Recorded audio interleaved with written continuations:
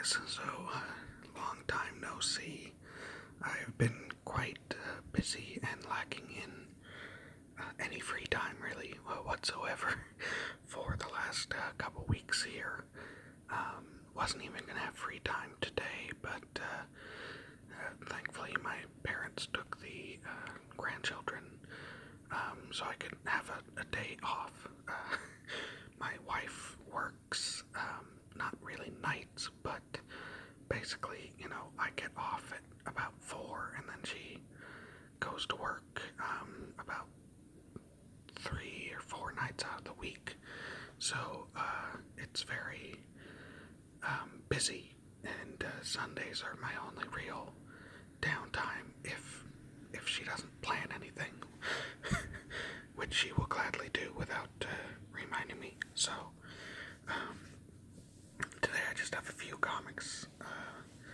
I went to the store probably about 2 weeks ago and only actually had 3 things in there.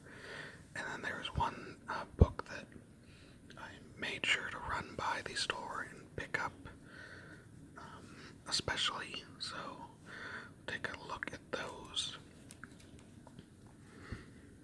First up, we have Inferno #1 by Jonathan Hickman, continuing his X-Men. I'm not sure what the plan from Marvel is on this, because Hickman was on X-Men, and he did those intro series, and then went on the main title, and they had the X of Swords, and then he went off. So I think Gary Dugan came on after him, and that's where I kind of checked out. But then all of a sudden he's got this Inferno title, which seems to be picking up where his House of X and Powers of X series left off. So it seems kind of like that. I don't know if this was supposed to come out, maybe at the end of his run, and then Dugan was supposed to start up. That sounds like it would be more realistic as far as storytelling and sales even wise, but I don't know, maybe this was late and they had to get the Dugan stuff out. I don't know, it just seems like it's a weird timing there. So interested to see this. I think this is like maybe a 6-issue miniseries, and then once Hickman is done with X-Men, I'll mostly be too. Nothing against Gary Dugan. I've read some of his stuff on Guardians, and that was okay, but I was picking up this title for Jonathan Hickman. So next we have Thor #17 by Donny Cates. His Thor so far has been pretty fun.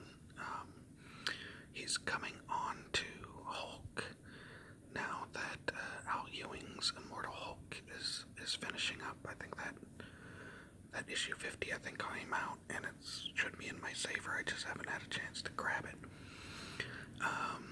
And they have some preview images of Donny Cates' Hulk, and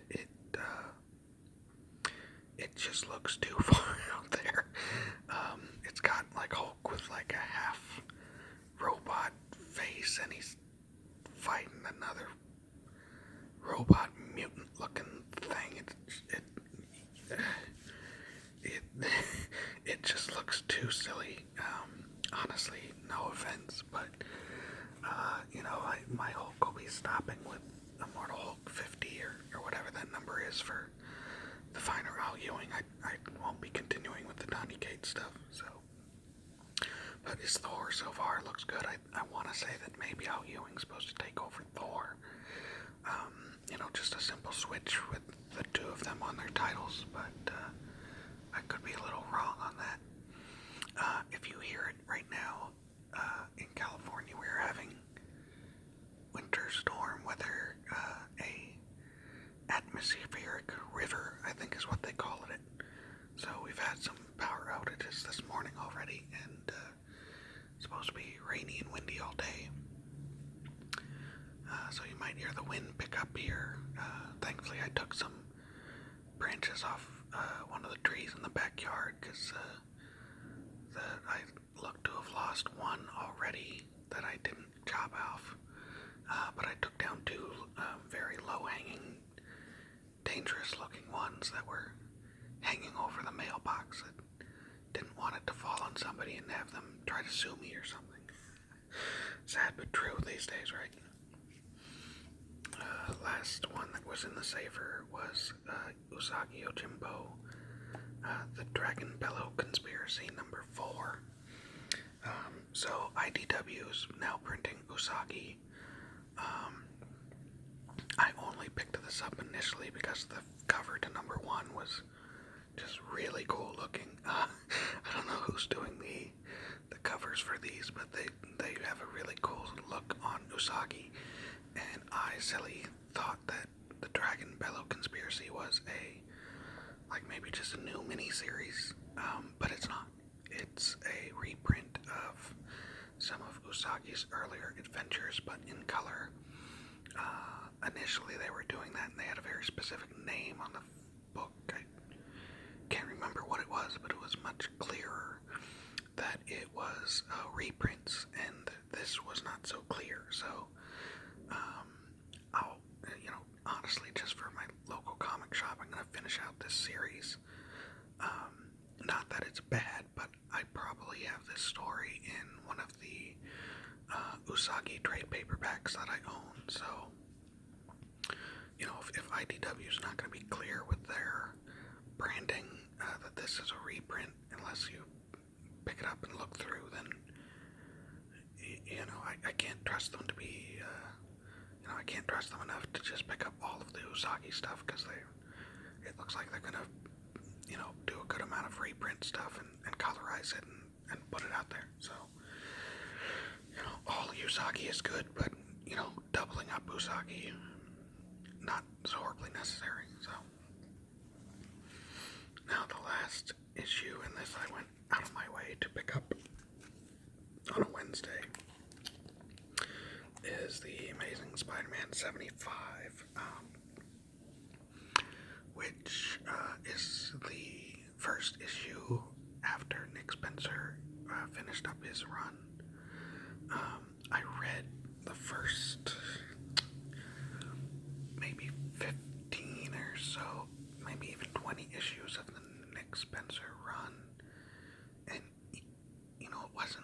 it wasn't bad, but I found with Spider-Man these past few years, they are obviously writing it for younger individuals, maybe teenagers, but they're not writing it for the older audience. So a lot of repetition and extraneous dialogue to explain what's going on, things like that.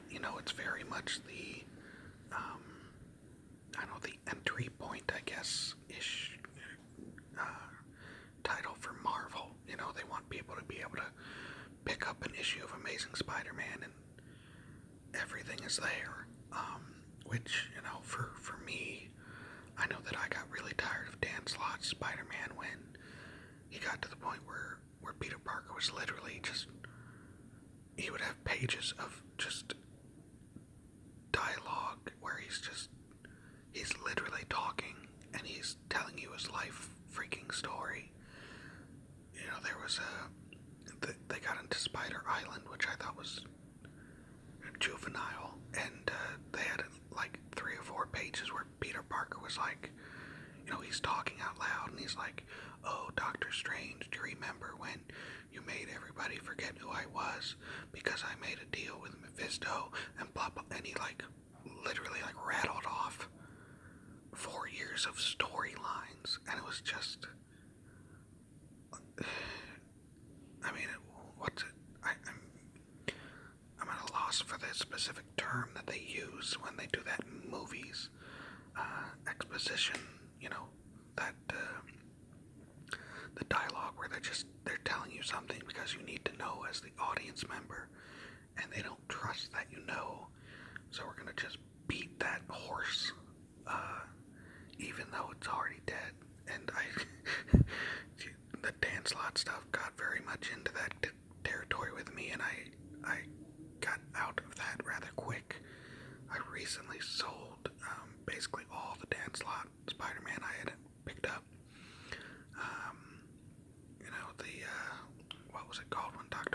with Spider-Man, the Superior Spider-Man. That stuff was okay, but at the same time, still that exposition.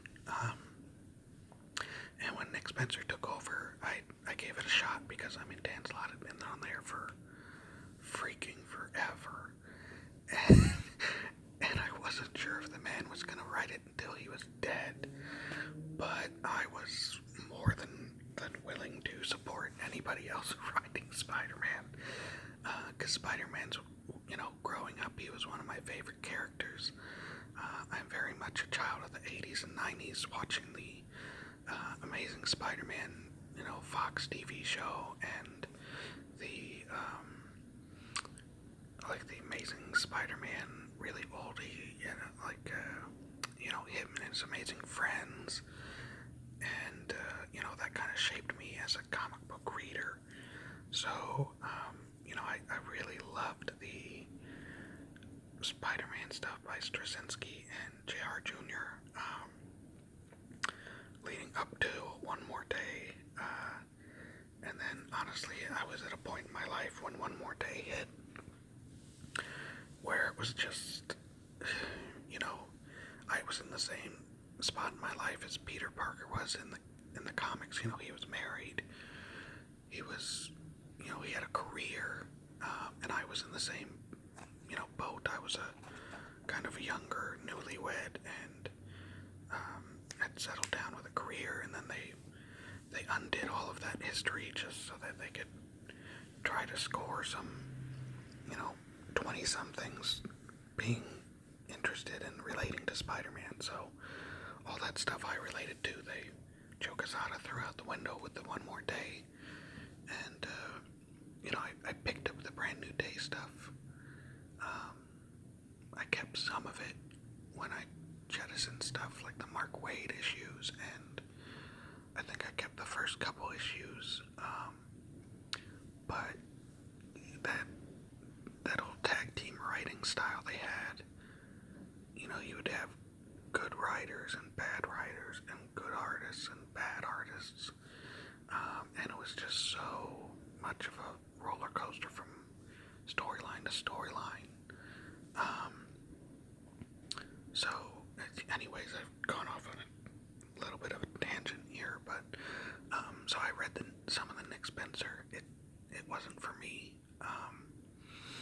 Not to say it was bad. It wasn't as bad as his Captain America, but it wasn't anything I needed to pick up monthly either.